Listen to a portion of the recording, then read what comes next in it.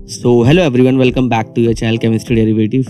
इस वीडियो में हम डिस्कस करेंगे कि जैसे 12th का रिजल्ट आउट हो चुका है, अब बहुत बच्चे ड्रॉप करेंगे। तो इस वीडियो में मैं ये बताने वाला हूँ कि इन एक साल जो आपका जो ड्रॉप ईयर होगा, इसमें आपको केमिस्ट्री की कौन कौन सी बुकें फॉलो करनी है, कैसे फॉलो करनी है, और मतलब फिर मैं आपको केमिस्ट्री का जो डिटेल्ड एनालिसिस भी दूंगा 2022 के एडवांस और मेंस के बेस पे, ताकि आपको एक आइडिया हो जाए कि कौन कौन से चैप्टर हाईली इंपॉर्टेंट है। एक्चुअली अगर देखा जाए तो अगर आप ड्रॉप कर रहे हो फॉर 1 ईयर, तो सब कुछ ही आपके लिए इंपॉर्टेंट है, बट स्टिल आपको एक आइडिया होना चाहिए कौन कौन से चैप्टर केमिस्ट्री के लिए हाईली इंपॉर्टेंट है और कौन कौन सी बुक्स जो हैं वो भी हाईली इंपॉर्टेंट है। ठीक है ना। तो let's start the video. Title देख लो, 1 year plan for IIT JEE। अब सॉरी, ये देखो टॉपर।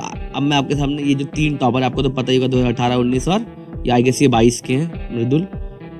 तो ये तीनों एक एक रैंक थे, और इनका जब मैंने इंटरव्यू देखा जो यूट्यूब पे ऑलरेडी प्रेजेंट है, आप बोलोगे तो मैं डिस्क्रिप्शन में भी दे दूंगा, और इनके जो आर्टिकल पब्लिश हुए थे इनके नाम पे, उन सबको पढ़ने के बाद मैंने एक चीज़ तो देख ली है कि इन तीनों में कुछ सिमिलैरिटीज़ हैं। कुछ बुक इन्होंने केमिस्ट्री के लिए सजेस्ट की हैं लोगों को, जो इन तीनों ने ही फॉलो की हैं, और वो काफ़ी अच्छी बुकें भी, उनकी रेटिंग बहुत अच्छी है। वो बुक्स मैं आपके सामने अभी प्रेजेंट करूँगा अभी कमिंग स्लाइड में, राइट।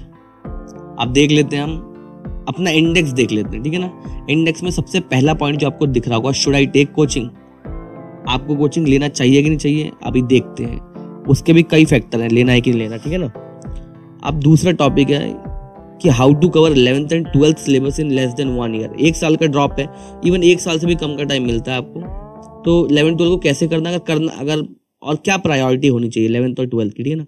कंप्लीट JEE मेंस और एडवांस का एनालिसिस देखेंगे, 2022 का एडवांस का केमिस्ट्री एनालिसिस देखेंगे, और 2023 का JEE मेंस का एनालिसिस देखेंगे। ठीक है ना। आइडियल बुक क्या होनी चाहिए केमिस्ट्री के लिए फॉर IIT JEE, और how to solve these books, कैसे सॉल्व करना है इन बुक्स को, मतलब पहले थ्योरी कहाँ से थ्योरी करनी है, कैसे सॉल्व करना, सब कुछ देखेंगे डिटेल में। ठीक है।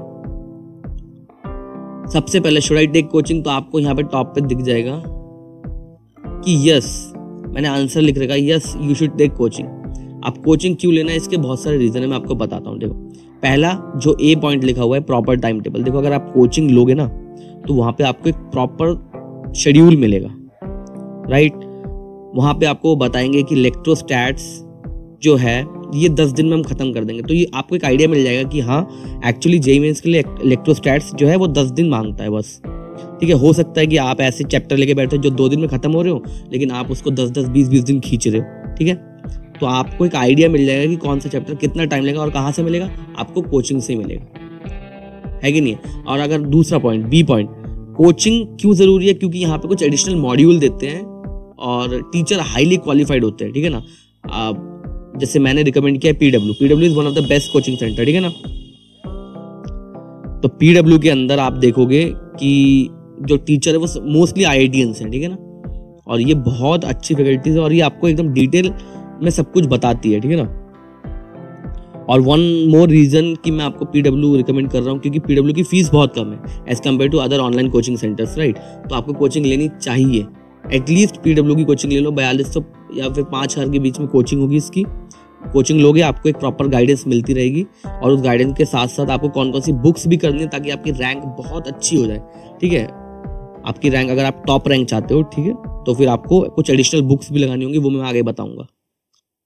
आप देख लेते हैं कि 11th और 12th 1 साल में कैसे की जा सकती है, मतलब 1 साल से कम कैसे की जा सकती है।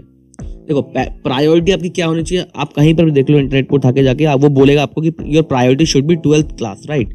तो 12th का जो सिलेबस है वो आपकी प्रायोरिटी होनी चाहिए। अब मैंने यहाँ पे लिख रखा है कि 4 से 5 महीने के बीच में आपको कंप्लीट 12th का सिलेबस खत्म कर लेना है, प्लस क्वेश्चन, और इवन इससे कम टाइम लगेगा आपको। ठीक है। तो आप क्या करोगे, 4 से 5 महीने में 12th का सिलेबस कंप्लीट कर लोगे, और उसके क्वेश्चन भी करोगे। आप बोलोगे सर डिटेल टाइम टेबल दे दो। यार देखो, 1 साल के लिए टाइम टेबल प्रिपेयर करना बहुत कठिन चीज़ है, और उस पर आप चल भी नहीं पाओगे। तो ये आपको खुद ही इनर मोटिवेशन होना चाहिए कि यार मैं कब कब पढ़ूंगा या कब कब नहीं पढ़ूंगा। ठीक है ना। तो आपको खुद ही पता होना चाहिए कि मेरा एक परफेक्ट टाइम टेबल मेरे अकॉर्डिंग क्या होना चाहिए। ठीक है। लेकिन मैं आपको बता रहा हूँ कि 4-5 महीने के अंदर आपको 12th का सिलेबस खत्म करना है, और 11th का सिलेबस उठा के 2 से 3 महीने के अंदर, 3 महीने के अंदर आप 11th का सिलेबस खत्म कर दोगे, प्लस क्वेश्चन। देखो यार, बहुत सारी चीज़ें सिमिलर है। ठीक है ना, 12th और 11th में आपको बता दूं, देखो आप 12th में इलेक्ट्रोस्टैट्स पढ़ते हो, जिसके अंदर आप पढ़ते हो यार सर्कुलर एक्सिस पे कितना होगा, इक्वेटोरियल एक्सिस पे, एक्सियल एक्सिस पे, ये सब होता है ना। अब तो आप इलेक्ट्रोस्टैट्स जो 12th में पढ़ते हो, सेम चीज आप उससे रिलेटेड आप 11th में पढ़ते हो, दैट इज ग्रेविटेशन। आप देखोगे तो बहुत सारे डेरिवेशंस, बहुत सारे फॉर्मूले एकदम सिमिलर मिलेंगे आपको, है कि नहीं है। वहाँ पे कोलम्बियन कांस्टेंट यूज होता है इलेक्ट्रोस्टैट्स में, यहाँ पे ग्रेविटेशनल कांस्टेंट यूज होता है, तो बहुत सारी सिमिलरिटीज मिलेंगी। तो इसीलिए मैं बोल रहा हूँ कि 11th का सिलेबस आपको रिलेटिव लगेगा 12th के सिलेबस में। तो आपको पहले 12th का सिलेबस करना है, after that you should start doing 11th syllabus. तो ये आपका होना चाहिए, इसको नोट कर लो जो मैंने लिखा हुआ है। ये सब मैंने दूसरे टॉपर्स को देख देख के और जो मेरा एक्सपीरियंस है खुद का थोड़ा बहुत, उसको देख के मैंने ये प्रिपेयर किया, ठीक है ना। अब आते हैं जेईई मेंस 2023 के वेटेज वाले केमिस्ट्री क्वेश्चन। इसके अंदर सारे केमिस्ट्री के टॉपिक आपके मैंने लिख रखे हैं। मैं आपको डिटेल में कुछ भी नहीं बता रहा हूँ, लेकिन आपको मैं फर्स्ट दिखा देता हूँ। देखो, ट्रांजिशन एलिमेंट और कोऑर्डिनेशन कंपाउंड में 3 क्वेश्चन आए थे 12 मार्क्स के, ठीक है। इसको ये मैंने आपके सामने इसलिए रखा है कि आपको खुद भी एक आइडिया होना चाहिए कि जो हाईली इंपॉर्टेंट चैप्टर कौन कौन से, मतलब जब आप सपोज आप सिलेबस करते करते ट्रांजिशन एलिमेंट में पहुंच गए, तो आपको पता होना चाहिए कि ट्रांजिशन एलिमेंट जो था उसकी वेटेज जो है वो ज्यादा थी मेंस में, तो मुझे इस पर थोड़ा सा ज्यादा फोकस करना है, ठीक है ना। तो ये इसका आप एक स्क्रीनशॉट ले लोगे और कहीं पर भी लगा लोगे, फिर अपनी फोन में रख लोगे, ठीक है ना। अब आता है ये जेईई एडवांस का एनालिसिस किया है जो 2022 में जेईई एडवांस हुआ था। आप खुद देख लो, एकदम लेफ्ट में देख लो, इनऑर्गेनिक केमिस्ट्री के लिए सॉल्ट एनालिसिस से 2 क्वेश्चन आए थे, पी ब्लॉक से 4 क्वेश्चन, एस ब्लॉक से 1 क्वेश्चन, केमिकल बॉन्डिंग से 2 क्वेश्चन, कोऑर्डिनेशन कंपाउंड से 1 क्वेश्चन, मेटलर्जी से 3 क्वेश्चन और मिसलिनियस 1 क्वेश्चन थे। मतलब उसके अंदर मल्टीपल कॉन्सेप्ट यूज हो रहे थे, थोड़ा डिफरेंट था, ठीक है। उसके बाद मिडिल सेक्शन में आ जाओ, फिजिकल केमिस्ट्री में आपको देखो आपके सामने डिटेल में मैंने रख दिए सारे चैप्टर। ऑर्गेनिक केमिस्ट्री के भी आपके डिटेल में मैंने चैप्टर रख दिए। कोई प्रॉब्लम है यहाँ तक? मैंने चैप्टर इसलिए रखे, आपको करना सब कुछ है, लेकिन जब आप इन चैप्टर्स पे आओगे, ठीक है, तो आपको पता होना चाहिए कि यार ये चैप्टर के क्वेश्चन ज्यादा थे पिछले साल, तो मुझे थोड़ा सा ज्यादा इस पे एफर्ट डाल देता हूँ मैं, या डाल देती हूँ, ताकि मतलब एक ताकि पॉसिबिलिटी बढ़ जाए हमारे क्वेश्चन अटेम्प्ट करने की, ठीक है। क्योंकि ये क्वेश्चन आ भी रहे हैं कंटिन्यूसली, ये क्वेश्चन की वेटेज ज्यादा होती है, इन चैप्टर्स की वेटेज ज्यादा होती है। अब आते हैं केमिस्ट्री की बुक। देखो, अगर आप थियरी पढ़ रहे हो तो डेफिनेटली आपको एनसीईआरटी और प्रदीप, जो प्रदीप बुक है ना, ये स्पेशली प्रणव गोयल सर ने रिकमेंड की थी 2018 में, जो टॉप रैंकर थे, एडवांस 1 रैंक। उन्होंने बोला था कि अगर आपको थियरी अच्छे से प्रिपेयर करना है फॉर जेईई लेवल, राइट, तो Pradeep one of the best book. और एनसीईआरटी तो आपको पता है एवरग्रीन बुक है। आप एनसीईआरटी और प्रदीप को लेके आराम से पढ़ना स्टार्ट करें। आपकी सारी जो प्रॉब्लम है, आपकी जो सारी थियरेटिकल प्रॉब्लम है, जो कंसेप्ट में कोई प्रॉब्लम है, वो सब क्लियर हो जाए। Pradeep is very very good book. मैंने ही फॉलो किया 11th-12th में, इसको बहुत अच्छी बुक होती है, ठीक है ना, और ये रिकमेंड भी करते हैं हर कोई। और एनसीईआरटी तो आपको भूलनी नहीं है।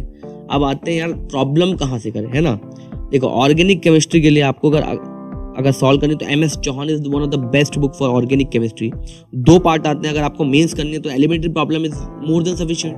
अगर आपको एडवांस क्रैक करनी है तो एक बुक आती है called MS Chauhan advance problem, वो ले लो। मेरे हिसाब से दोनों ही बुक सॉल्व कर लो, ठीक है। तो आपकी ऑर्गेनिक तो फुल ऑन फाइनल हो जाएगी एकदम, आपके एडवांस और मेंस दोनों के लेवल के लिए। अब हम आते हैं इनऑर्गेनिक के लिए। NCERT is one of the best book for inorganic chemistry, ठीक है। इनऑर्गेनिक चाहे वो मेंस हो चाहे एडवांस हो, बहुत क्वेश्चन एज इट इज उठ के एडवांस में आ जाते हैं फ्रॉम एनसीईआरटी बुक, राइट। और एक और बुक है जेडीली, ये भी रिकमेंड की है सर्वेश मेहतानी जी ने, और भी 2-3 मैंने देखा था इंटरव्यू, तो उनमें उन्होंने बोला था J D Lee is one of the best book. और फिजिकल के लिए नरेंद्र अवस्थी बेस्ट बुक है, ठीक है ना। पी बहादुर भी कर सकते हो न्यूमेरिकल केमिस्ट्री के लिए, लेकिन ये इतनी बुक तो आप कर लोगे तो आपका रैंक तो बहुत अच्छी आने वाली है, ठीक है। आपकी रैंक बहुत अच्छी हो जाएगी, ठीक है। स्टिल अगर आप वीडियो को देख रहे हो तो देखो, इसी को एज इट इज फॉलो करना है आपको, जो मैंने बताया, कौन कौन सी बुकें बताई हैं। ज़्यादा मटेरियल इकट्ठा नहीं करना है। अगर कर भी रहे हो तो यार ज़्यादा मटेरियल करने से रैंक अच्छी नहीं आती है, तो आपको पता ही होगा। आप इंटरनेट पे जाके सर्च भी कर सकते हो, और इतना ही कर लो तो आपकी रैंक 100% बहुत अच्छी आने वाली है।